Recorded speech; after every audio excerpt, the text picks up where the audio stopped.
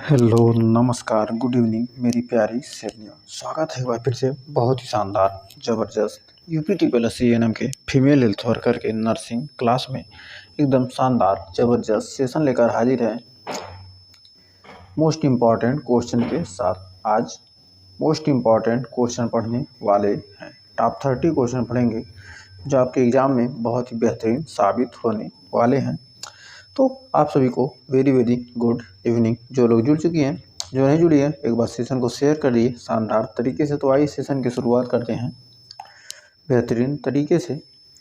Bihar annum के साथ साथ UP एनम के महिला स्वास्थ्यकर्ता के लिए UP बिहार किसी भी स्टेट एनम की तैयारी करी है। ऑल स्टेट एनम के लिए, ऑल स्टेट एनम के लिए क्या एकदम शानदार ज़बरदस्त सेशन होने वाला है। तो एकदम बेहतरीन तरीके से आइए सेशन की शुरुआत करते हैं। तो टॉप 30 क्वेश्चन करेंगे। इन 300 क्वेश्चन के आंसर जरूर देने की कोशिश कीजिएगा। तो आइए शुरुआत करते हैं सेशन की। तो अगर फर्स्ट क्वेश्चन, स्वास्थ्य के सामाजिक निर्धारक में शामिल नहीं है।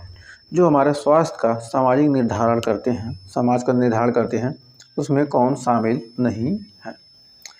तो आय और रोजगार, शिक्षा का स्तर, जलवायु परिवर्तन या स्वास्थ्य सेवाओं की पहुंच। तो इसमें राइट आंसर आपका हो जाएगा ऑप्शन नंबर सी, जलवायु परिवर्तन।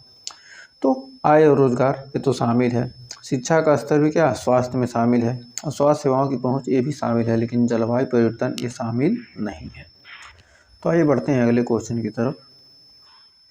तो अगला क्वेश्चन कह रहा है एनम की को सहयोगी के रूप में किसके काम करना चाहिए। किसके साथ काम करना चाहिए। एएनएम को क्या करना चाहिए, सहयोगी के रूप में किसके साथ काम करना चाहिए। केवल डॉक्टरों के साथ, या आशा कार्यकर्ता, पंचायत और समुदाय के साथ, या केवल सरकारी अधिकारियों के साथ, या निजी कंपनियों के साथ। तो कह रहा एएनएम को सहयोगी के रूप में किसके साथ काम करना चाहिए।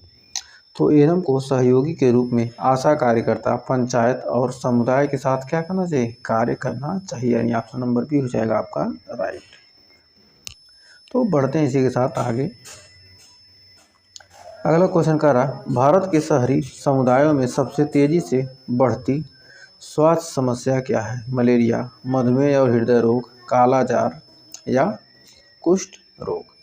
तो हमारा कह रहा भारत में शहरी समुदाय में सबसे तेजी बढ़ती स्वास्थ्य समस्या क्या है। तो भारत में क्या शहरी क्षेत्र में सबसे ज़्यादा कौन सी बीमारी फैल रही है, मधुमेह और हृदय रोग। मधुमेह और हृदय रोग ये सबसे ज़्यादा बीमारी शहरों में फैल रही है। तो बढ़ते हैं आगे। तो अगला क्वेश्चन कह रहा है प्रोटीन ऊर्जा कुपोषण PEM, प्रोटीन एनर्जी माल न्यूट्रिशन, PEM का फुल फॉर्म होता है का गंभीर रूप कौन सा है। मैरास्मस और क्वाशियोर, एनीमिया, स्कर्वी या रिकेट्स। प्रोटीन ऊर्जा कुपोषण से कौन सा हो सकता है, मैरास्मस और क्वाशियोर, ये दोनों बीमारियां हो सकती हैं। तो उम्मीद है आपको सेशन पसंद आ रहा हो। सेशन अच्छा लग रहा तो सेशन को एक बार लाइक शेयर कर दीजिए जरूर। जो लोग नए हैं चैनल को सब्सक्राइब भी कर लीजिए। क्वेश्चन कह रहा है एएनएम की आचार संहिता के अनुसार रोगी के साथ व्यवहार में प्राथमिकता क्या है। तो एएनएम की आचार संहिता के अनुसार रोगी के साथ व्यवहार में प्राथमिकता क्या है। उपेक्षा करना, गरिमा और सम्मान के साथ व्यवहार, निजी जानकारी सार्वजनिक करना या भेदभाव करना। तो कह रहा एएनएम की आचार संहिता के अनुसार रोगी के साथ व्यवहार में प्राथमिकता क्या है। तो पांचवें का राइट इसमें ऑप्शन नंबर बी, गरिमा और सम्मान के साथ व्यवहार। तो गरिमा और सम्मान के साथ व्यवहार ऑप्शन नंबर बी हो जाएगा राइट। तो बढ़ते हैं आगे। तो अगला क्वेश्चन क्या कह रहा है, कर वृद्धावस्था 60+ वर्ष में संतुलित आहार की प्राथमिक आवश्यकता क्या है। मसालेदार भोजन, अधिक वसा, शुगर युक्त खाद्य पदार्थ या उच्च फाइबर और कैल्शियम।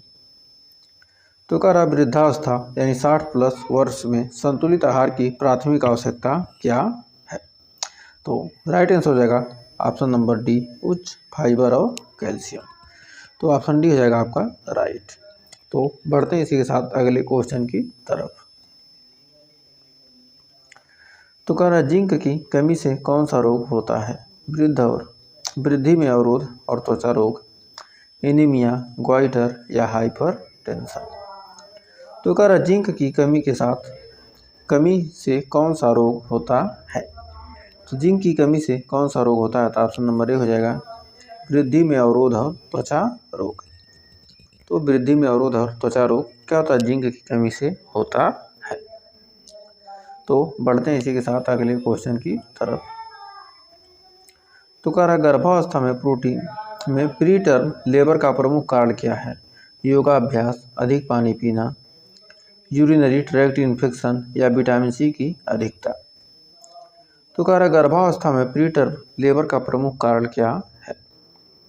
तो गर्भावस्था में प्री टर्म लेबर का प्रमुख कारण होता है यूरिनरी ट्रैक्ट इन्फेक्शन यानी यूटीआई। तो ऑप्शन नंबर हो जाएगा सी। तो इसी के साथ बढ़ते हैं अगले क्वेश्चन की तरफ। तो अगला क्वेश्चन कह रहा है एएनएम द्वारा सामुदायिक निगरानी का मुख्य उद्देश्य क्या है? महामारी की रोकथाम और स्वास्थ्य डेटा एकत्र करना, राजनीतिक गतिविधियों पर नजर रखना, व्यक्तिगत जीवन की जासूसी या धार्मिक कार्यक्रम आयोजित करना। तो कह रहा है एएनएम द्वारा सामुदायिक निगरानी का मुख्य उद्देश्य क्या है? तो एएनएम द्वारा सामुदायिक निगरानी का मुख्य उद्देश्य है महामारी की रोकथाम और स्वास्थ्य डेटा एकत्र करना। तो बढ़ते हैं इसी के साथ आगे। कह रहा ट्राइकोमोनिएसिस किस प्रकार का रोग है? जीवाणु जनित आंत्रशोथ या वायरल बुखार या फंगल त्वचा रोग या यौन संचारित संक्रमण। तो कह रहा ट्राइकोमोनिएसिस किस प्रकार का रोग है? ट्राइकोमोनिएसिस किस प्रकार का रोग है? यह क्या है? यौन संचारित संक्रमण होता है। तो हमें उम्मीद है यहाँ तक आपको कोई डाउट नहीं होगा। तो बढ़ते हैं आगे। तो अगला क्वेश्चन क्या कर रहा है? कह रहा यूएनडीपी का मुख्य कार्यक्षेत्र क्या है? मानव विकास और गरीबी उन्मूलन, अंतरिक्ष अनुसंधान, सैन्य सहयोग या पर्यटन प्रचार। तो कह रहा यूएनडीपी का मुख्य कार्यक्षेत्र क्या है? तो यूएनडीपी का मुख्य कार्यक्षेत्र होता है ऑप्शन नंबर ए मानव विकास और गरीबी उन्मूलन। तो राइट आंसर होगा ऑप्शन नंबर ए। तो बढ़ते हैं इसी के साथ आगे। अगला क्वेश्चन कर रहा है आयोडीन की कमी से कौन सा रोग होता है? एनीमिया, ग्वाइटर और मानसिक मंदता, रतौंधी या बेरी। तो कह रहा आयोडीन की कमी से कौन सा रोग होता है? तो आयोडीन की कमी से होता है ग्वाइटर, जिसे कहते हैं घेंघा या और मानसिकता मंदता। तो हमारे ऑप्शन नंबर बी हो जाएगा क्या? यहाँ पर हो जाएगा राइट। तो उम्मीद है यहाँ तक कोई डाउट नहीं होगा। तो बढ़ते हैं। तो देखिए अगला क्वेश्चन क्या कर रहा है। तो बढ़ते हैं अगले क्वेश्चन की तरफ। तो अगला क्वेश्चन कर रहा प्लेसेंटा एक्रेटा की जटिलता क्या है? गर्भपात, भ्रूण का विकास रुकना या प्रसव के बाद गर्भाशय का अत्यधिक रक्तस्राव, गर्भाशय से अत्यधिक रक्तस्राव या माता को बुखार। तो कह रहा प्लेसेंटा एक्रेटा की जटिलता क्या होती है? तो प्लेसेंटा एक्रेटा की जटिलता क्या होती है? तो हमारा 30 नंबर क्वेश्चन का हो जाएगा राइट आंसर प्रसव के बाद गर्भाशय का अत्यधिक रक्तस्राव। तो प्रसव के बाद क्या हो रहा है? गर्भाशय से अत्यधिक रक्तस्राव होता है। तो इसी के क्या कहते हैं? हम प्लेसेंटा एक्रेटा कहते हैं। तो बढ़ते हैं इसी के साथ आगे। तो अगला क्वेश्चन हमारा देखिए क्या कह रहा है। कह रहा इंटरनेशनल लेबर ऑर्गेनाइजेशन यानी ILO किससे संबंधित है? श्रमिक अधिकार और सुरक्षा या बाल शिक्षा या पर्यावरण संरक्षण या खाद्य सुरक्षा। तो कह रहा है इंटरनेशनल लेबर ऑर्गेनाइजेशन ILO किससे संबंधित है? तो हमारा यह राइट आंसर हो जाएगा क्या? श्रमिक अधिकार और सुरक्षा। तो एक बार सेशन को दबाकर आप लोग शेयर कर दीजिए जिससे सभी लोग जुड़ सकें जो नहीं जुड़ी हैं, और सेशन पसंद आए तो लाइक शेयर कर दीजिए। तो अगला क्वेश्चन हमारा क्या कह रहा है? कह रहा स्वच्छता अभियान में एएनएम की भूमिका क्या है? सरकारी फंड इकट्ठा करना या सड़कें साफ करना या नालियों की मरम्मत करना या स्वच्छता के लिए समुदाय को प्रेरित करना। तो राइट आंसर क्या हो जाएगा? स्वच्छता अभियान में एएनएम की भूमिका क्या है? तो स्वच्छता अभियान में एएनएम की भूमिका होती है स्वच्छता के लिए समुदाय को क्या करना? प्रेरित करना। तो राइट आंसर हो जाएगा हमारा ऑप्शन नंबर डी। तो बढ़ते हैं इसी के साथ अगले क्वेश्चन की तरफ।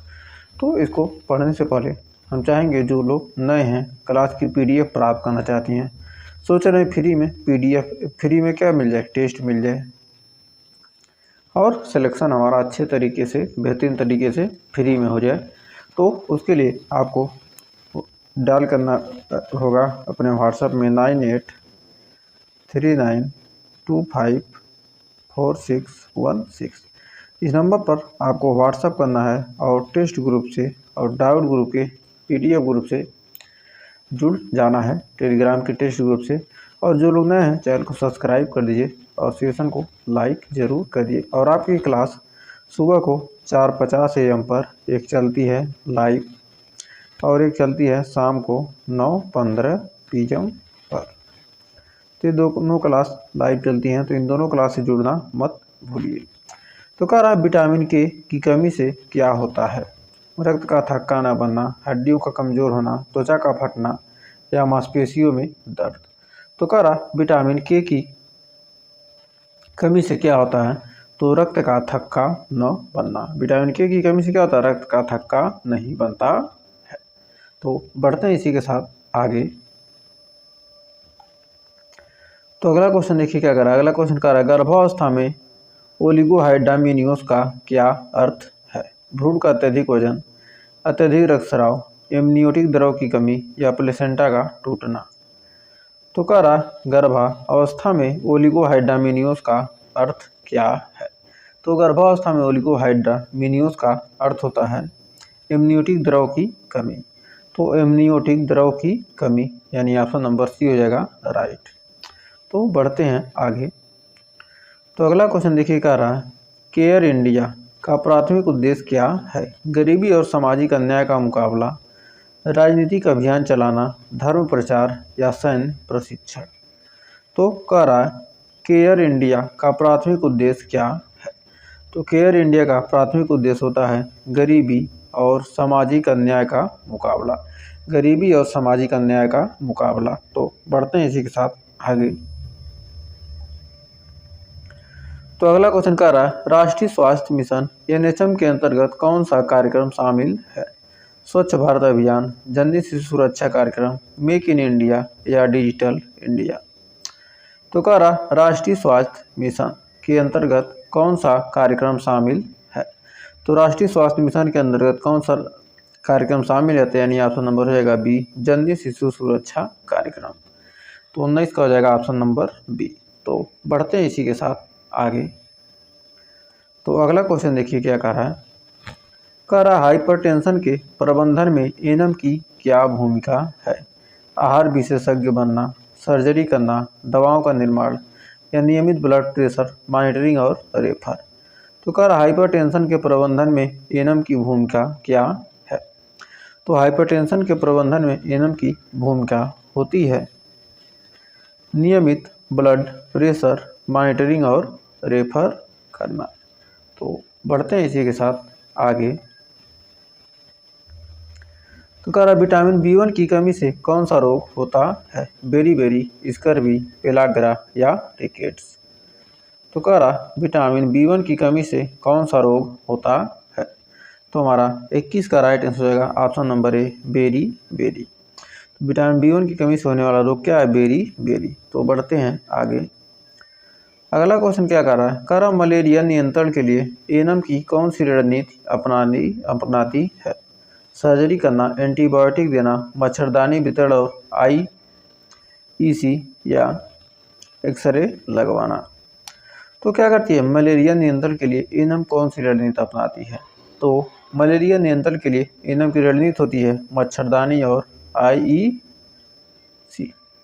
तो हमें उम्मीद है यहाँ तक आपको कोई डाउट नहीं होगा। और सेशन पसंद आ रहा तो एक बार लाइक कर दीजिए, शेयर कीजिए, जो नए हैं चैनल को सब्सक्राइब कर दीजिए।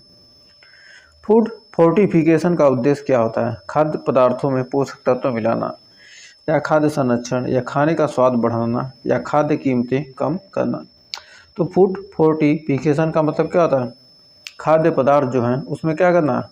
पोषक तत्वों को ऐड करना यानी मिलाना। तो बढ़ते हैं इसी के साथ आगे। तो देखिए अगला क्वेश्चन हमारा क्या कह रहा है।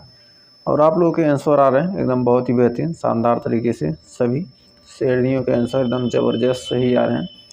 तो गर्भावस्था में प्री एक्लेम्पसिया के लिए सबसे संवेदनशील समूह कौन सा है? केवल पहली बार गर्भवती, केवल शहरी महिलाएं, या केवल ग्रामीण महिलाएं, या किशोर गर्भवती और 35 प्लस उम्र की महिलाएं। तो कह रहा गर्भावस्था में प्री एक्लेम्पसिया के लिए सबसे संवेदनशील समूह कौन सा है? तो प्री एक्लेम्पसिया के लिए किशोर गर्भवती और 35 से प्लस उम्र की महिलाएं, ये क्या होती हैं? प्री एक्लेम्पसिया के लिए सबसे संवेदनशील समूह होता है। तो बढ़ते हैं इसी के साथ अगले क्वेश्चन की तरफ। तो अगला क्वेश्चन कह रहा है यूरोपीय आयोग का स्वास्थ्य क्षेत्र में योगदान क्या है? वैश्विक स्वास्थ्य शोध को फंडिंग, भारत में अस्पताल बनाना, दवाओं का निर्यात, या निजी क्लिनिक चलाना। तो यूरोपीय आयोग का स्वास्थ्य केंद्र में योगदान क्या है? तो यूरोपीय आयोग का स्वास्थ्य केंद्र में योगदान होता है वैश्विक स्वास्थ्य शोध और को क्या करना? फंडिंग करना। जो वैश्विक स्वास्थ्य शोध किए जा रहे हैं उसको क्या करना? फंडिंग करना, उसे पैसे देना। तो बढ़ते हैं आगे। कह रहा है नवजात शिशु में सेप्सिस का प्राथमिक उपचार क्या है? घरेलू नुस्खे, एंटीबायोटिक और NICU रेफर, या हर्बल दवाएं, या मालिश।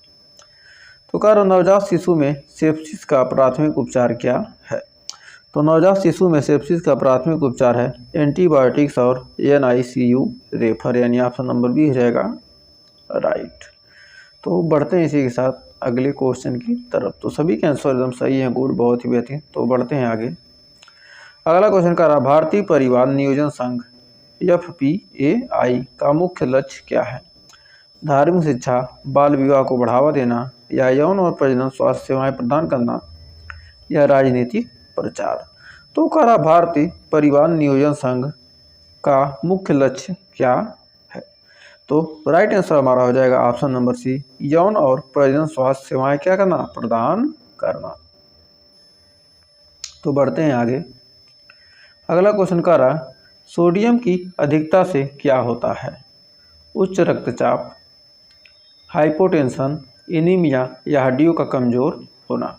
तो सोडियम की अधिकता से क्या होता है? तो सोडियम की अधिकता से हमारा क्या होता है? हाइपरटेंशन यानी उच्च रक्तचाप होता है। तो बढ़ते हैं इसी के साथ आगे, दो क्वेश्चन और बचे हैं, देख लेते हैं। गर्भावस्था में एनीमिया के लिए एनम कौन सी दवा देती है? स्टेरॉयड, पेन किलर, या एंटीबायोटिक्स, या आयरन और फोलिक एसिड टैबलेट। तो हमारा क्वेश्चन क्या कर रहा है? गर्भावस्था में एनीमिया के लिए कौन सी दवा दी जाती है? तो गर्भावस्था में एनीमिया के लिए आयरन और फोलिक एसिड टैबलेट दिए जाते हैं, यानी ऑप्शन नंबर डी हो जाएगा राइट। तो क्या बात है, सभी के आंसर सही जा रहे हैं, गुड। तो लास्ट क्वेश्चन देखिए क्या कर रहा है। विश्व बैंक के स्वास्थ्य परियोजनाओं का मुख्य फोकस क्या है? स्वास्थ्य बुनियादी ढांचे का विकास, दवा कंपनियों को लोन लेना, या निजी अस्पतालों को सब्सिडी, या राजनीतिक दलों को फंडिंग। तो कह रहा विश्व बैंक के स्वास्थ्य परियोजनाओं का मुख्य फोकस क्या है? जो विश्व बैंक है उसके स्वास्थ्य परियोजनाओं पर मुख्य फोकस क्या है? स्वास्थ्य बुनियादी ढांचे का विकास करना। तो जो लोग नए हैं, क्लास की फ्री में चाह रहे हैं PDF मिल जाए,